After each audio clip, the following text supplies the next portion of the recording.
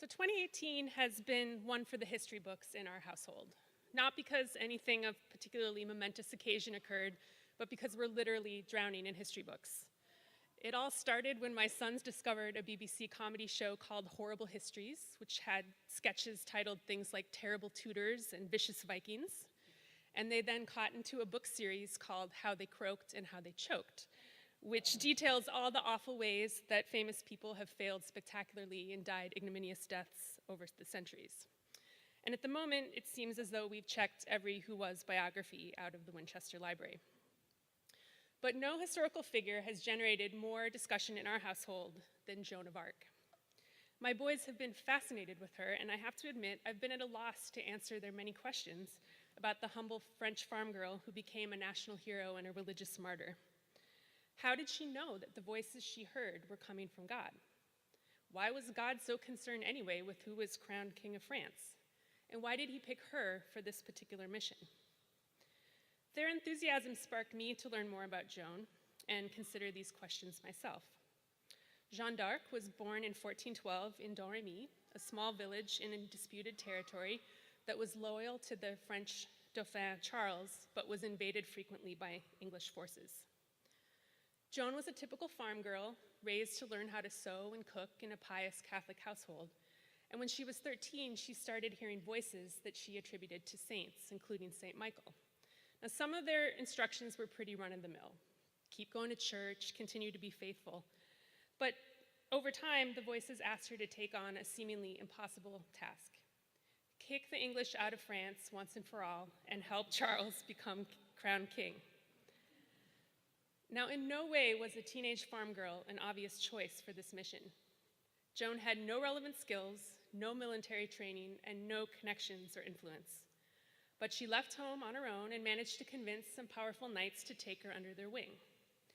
Over time, she won more important nobles to her cause, as she seemed to possess knowledge that could only come from God, predicting the future and knowing what was going on battlefields far away. Swayed by her deeply held faith, the French people rallied behind her to take back the city of Orleans.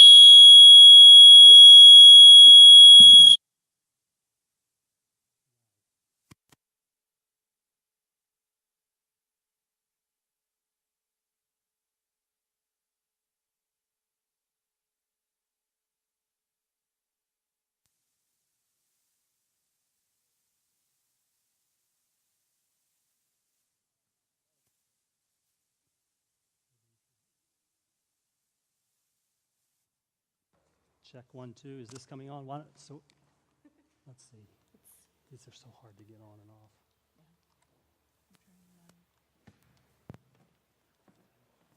Check 1. Okay, there we go. There we go. Okay.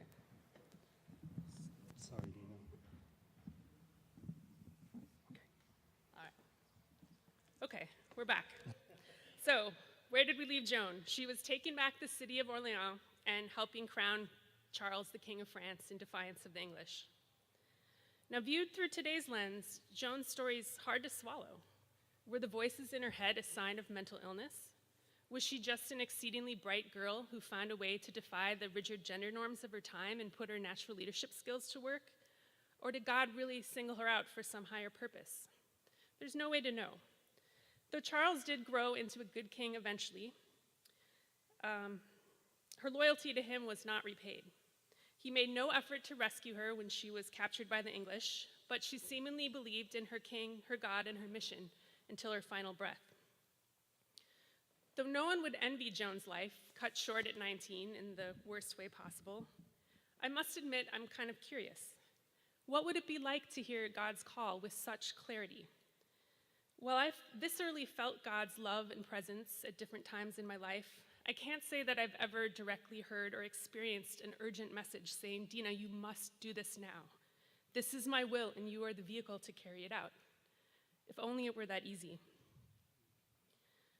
When I think of the calls I've received in my life, I realize that I'm not particularly good at listening for them. So I've developed a framework to help me consider when I'm actually hearing one. I'll give you an example that is decidedly not divine in nature.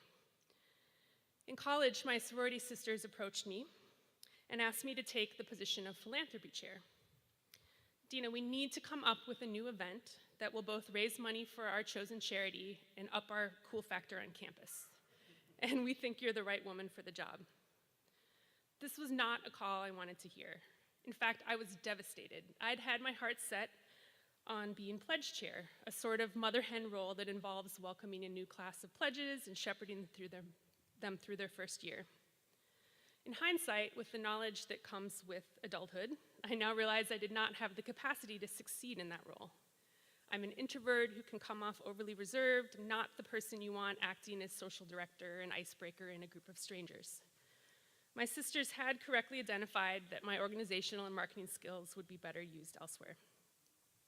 I accepted their call and did a good job, but I did it really begrudgingly.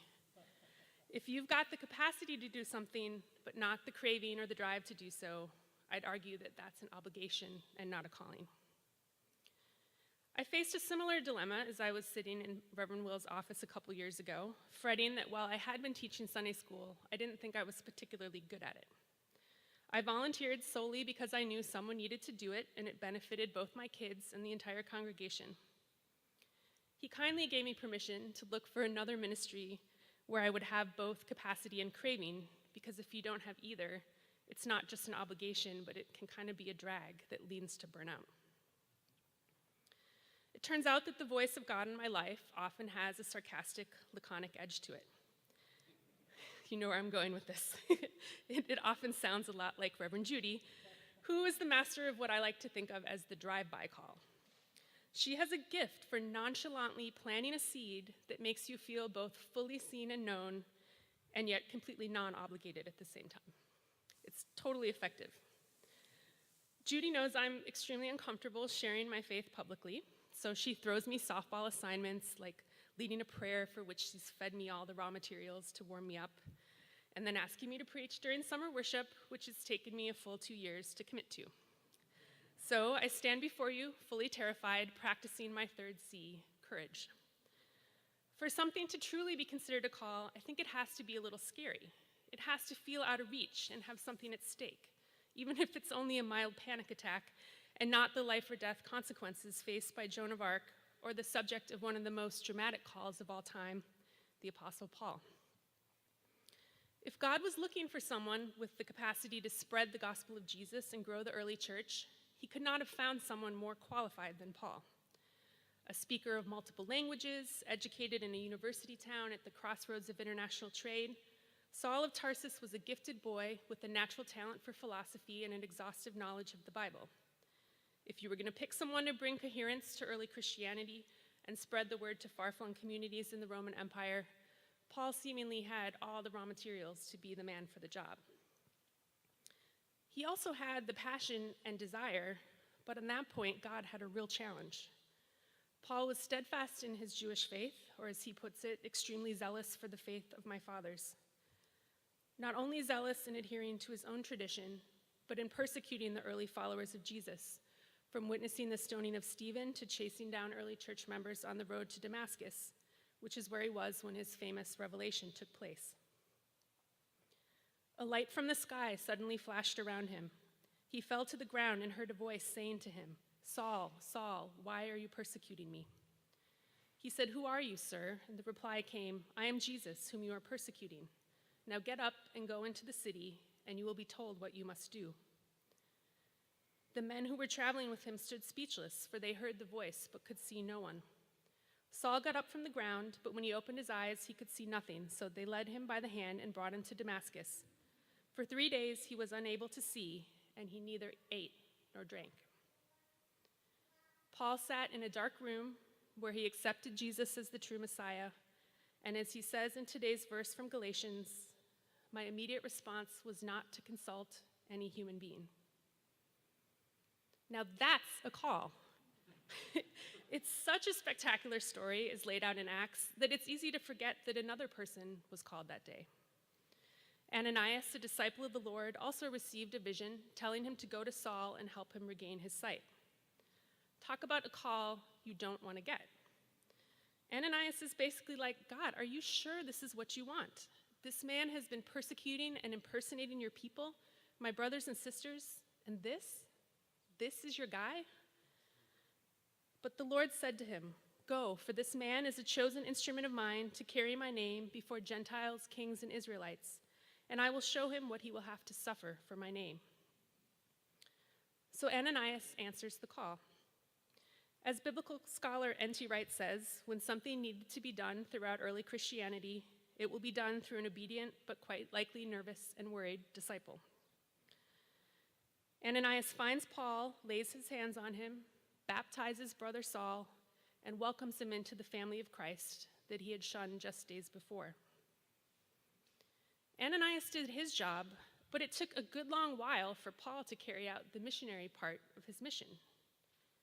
It's pretty amazing that Paul was able to immediately reconcile and radically re-understand God's covenant with the Jewish people as being fulfilled in the sacrifice of Jesus.